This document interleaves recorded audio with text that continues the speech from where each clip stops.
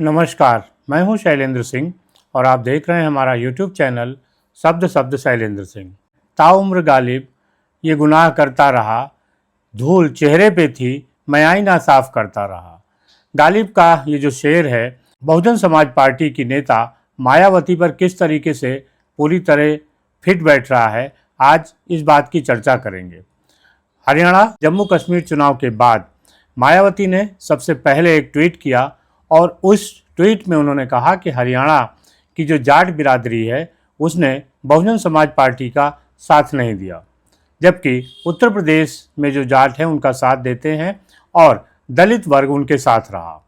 अपनी हार की वजह उन्होंने इसलिए बताई क्योंकि बहुत सारे प्रयासों के बाद भी हरियाणा में मायावती का जो जनाधार था वो लगातार घट रहा है।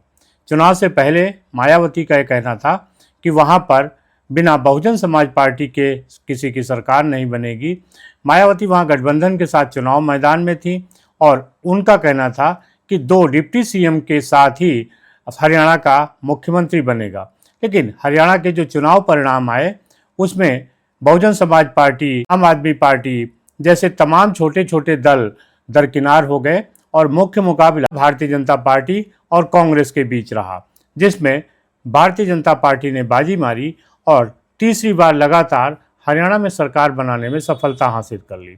इसके कुछ दिन बाद फिर मायावती का एक और ट्वीट आया और उस ट्वीट में उन्होंने कहा कि अब बहुजन समाज पार्टी छोटे छोटे दलों के साथ तालमेल नहीं करेगी। इसी के साथ उन्होंने ये भी साफ किया कि बड़े दलों के साथ भी बहुजन समाज पार्टी कोई तालमेल नहीं करेगी। जिस तरीके का फैसला पहले से चला आ रहा है कि ना वो इंडिया गठबंधन के साथ ना ही वो एनडीए के साथ हैं, तो ना वो छोटे दलों के साथ कोई तालमेल करेंगी और ना ही बड़े दलों के साथ। यानी अब बहुजन समाज पार्टी अकेले चुनाव लड़ेगी। देखा जाए तो कोई नया फैसला नहीं है, पहले भी बहुजन समाज पार्टी अकेले चुनाव लड़ी है। बहुजन समाज पार्टी का जो सबसे पहला चुनावी गठबंधन था वो समाजवादी पार्टी के साथ था। बाद में समाजवादी पार्टी के साथ उनके रिश्ते खराब हुए और फिर लंबे समय तक बहुजन समाज पार्टी और समाजवादी पार्टी के बीच कोई गठबंधन नहीं हुआ।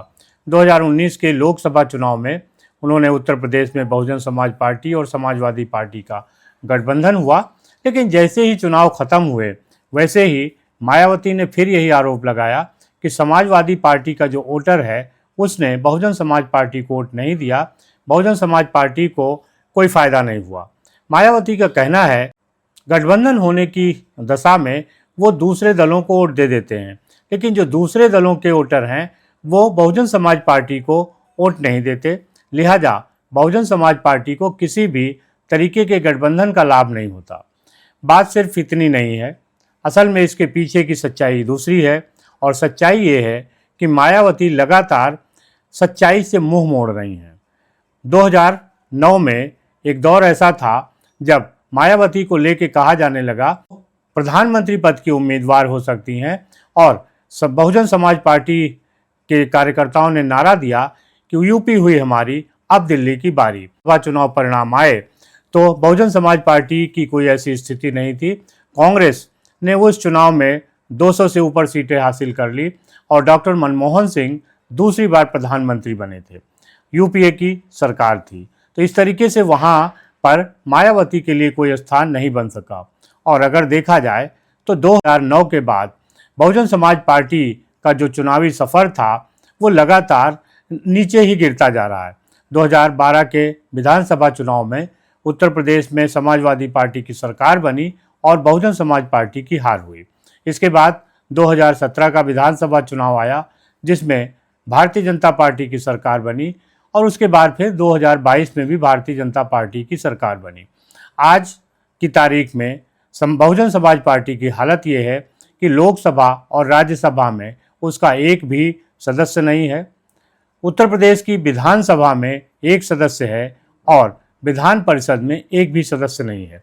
यानी अगर देखें तो सांसद हों या विधायक, सिर्फ एक विधायक ऐसा है जो बहुजन समाज पार्टी का है और वो भी अपनी हालत से जीत के आते हैं, उनका अपना जनाधार है। उसकी जीत में भी बहुजन समाज पार्टी का कोई बहुत बड़ा रोल नहीं है। धीरे धीरे चुनाव दर चुनाव न सिर्फ बहुजन समाज पार्टी एक के बाद एक चुनाव हारती जा रही है, बल्कि लगातार उसका जनाधार घटता जा रहा है। 2024 के लोकसभा चुनाव में उसके वोट प्रतिशत है वो 9 पर आकर टिक गया, यानी 19 से सीधा 9 या 10% का नुकसान। और इसी तरीके से हरियाणा में भी चुनाव जब हुए तो बहुजन समाज पार्टी का वोट प्रतिशत घट गया।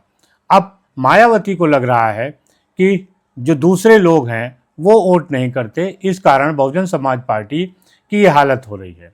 सच्चाई ये है कि मायावती की जो राजनीति करने का तरीका है वो ऐसा है जिसकी वजह से अब ना तो वोटर उनके पास हैं और ना ही नेता। जब बहुजन समाज पार्टी राजनीति में आई थी उस समय काशीराम का दखल था और सारे फैसले उनके होते थे। काशीराम के बाद सारे फैसले मायावती ने खुद लेने शुरू कर दिए और इसमें सबसे बड़ा फैसला था 2007 में, जब मायावती ने दलित और ब्राह्मण गठजोड़ बनाया, जिसको एक सोशल इंजीनियरिंग का नाम दिया गया था। यही वो दौर था कि जिसके बाद मायावती बहुमत की सरकार तो बना ले गई, लेकिन फिर 2007 के बाद मायावती को उत्तर प्रदेश में और बाकी देश के किसी हिस्से में जीत नसीब नहीं हुई। मायावती बहुत सारे प्रयोग कर रही हैं। लगातार उन्होंने अपने भतीजे आकाश आनंद को पार्टी की बागडोर सौंपी, फिर लोकसभा चुनाव में उसको हटाया, उसके कुछ दिन बाद फिर आकाश आनंद को वापस लिया और अभी आकाश आनंद भी मायावती के साथ बहुजन समाज पार्टी में है। बहुजन समाज पार्टी की तरक्की में वो अपना योगदान दे रहे हैं। ये सोचा जा रहा था कि हरियाणा के विधानसभा चुनाव में अगर बहुजन समाज पार्टी अच्छी वोट लेकर आई, उसके कुछ विधायक हो गए, तो इसकी जीत का सेहरा आकाश आनंद के ऊपर होगा और इससे पार्टी में एक युवा नेतृत्व को आगे बढ़ने में मदद मिलेगी। लेकिन हरियाणा की हार से बहुजन समाज पार्टी की जो योजना थी वो धरी की धरी रह गई और अब मायावती ने एक बार फिर से दूसरे लोगों पर आरोप लगाना शुरू कर दिया है। असल में मायावती की राजनीति की सबसे बड़ी दिक्कत यह है कि वो पार्टी में कोई कद्दावर नेता उभरने नहीं देती। यानी जब से काशीराम नहीं है और मायावती के हाथ पार्टी की बागडोर है, उसकी प्रमुख मायावती हैं। इसके साथ ही साथ बहुजन समाज पार्टी के जो भी संगठन हैं उनको भी आगे बढ़ाने के लिए कोई काम नहीं हो रहा। ना तो युवा संगठन पे कोई काम है, ना महिला संगठन पे, और ना ही जो और बाकी फ्रंटल उनके संगठन बने हुए हैं उन पे भी कोई काम नहीं हो रहा है। काशीराम के समय में बहुत सारे ऐसे नेता थे जिनको उन्होंने आगे बढ़ने में मदद की थी और वो पार्टी का चेहरा थे। लेकिन जैसे जैसे मायावती का बहुजन समाज पार्टी पर प्रभाव बढ़ता रहा, वैसे वैसे उन्होंने उन सारे नेताओं को दरकिनार करना शुरू कर दिया और आज ये हालत है कि बहुजन समाज पार्टी के पास कोई ऐसा चेहरा नहीं है जो सर्वमान्य चेहरा हो, जिसके नाम पर वोट मांगे जा सके या जिन पे भरोसा करके वोटर वोट दे सके। बहुजन समाज पार्टी से ही निकले हुए तमाम नेता आज समाजवादी पार्टी में हैं और लोकसभा का जो चुनाव हुआ 2024 का, पार्टी से जीत कर आए थे, जो बहुजन समाज पार्टी से निकाले गए थे। तो इस तरीके से आप समझ सकते हैं कि बहुजन समाज पार्टी की जो दिक्कत है वो पार्टी के अंदर है, लेकिन मायावती को लग रहा है कि ये दिक्कत वोटर्स की है जो उनको वोट नहीं देते हैं। असल में वोटर तभी वोट देता है जब उसको भरोसा होता है संगठन पर, नेतृत्व पर, और उसे लगता है कि जो नेतृत्व है वो उनकी बात को सुनेगा। दलित आंदोलन एक बहुत बड़ा आंदोलन था और उससे उम्मीद की जा रही थी कि आने वाले दिनों में जिस तरीके से आगे बढ़ेगा उसका लाभ बहुत ही निचले स्तर तक मिलेगा। उनमें एक नेतृत्व की क्षमता बढ़ेगी और जो एक सामाजिक असमानता है वो भी दूर होगी। लेकिन जैसे जैसे बहुजन समाज पार्टी राजनीति में आगे गई, राजनीति में मायावती आगे बढ़ी, वैसे वैसे बहुजन समाज पार्टी में जो दूसरे नेता थे उनको किनारे किया जाने लगा। अगर काशीराम ने मायावती पर भरोसा नहीं किया होता और सिर्फ वही नेता होते तो बहुजन समाज पार्टी का इतना विस्तार नहीं हुआ होता। यानी अगर किसी पार्टी का विस्तार करना है तो आपको नए नेताओं पर भरोसा करना पड़ेगा, उन नेताओं पर जिनका ज़मीनी जनाधार है, जो पार्टी के लिए वोट ला सकते हैं, जो चुनाव जिता सकते हैं। अगर आप वैसे नेताओं को पार्टी में नहीं लाएंगी तो फिर पार्टी का जनाधार नहीं बढ़ेगा, आप कितने भी प्रयास कर लीजिए। बहुजन समाज पार्टी का हाथी अब अपनी चाल नहीं चल रहा है। महावत बदलने का भी कोई लाभ पार्टी को नहीं मिल रहा है।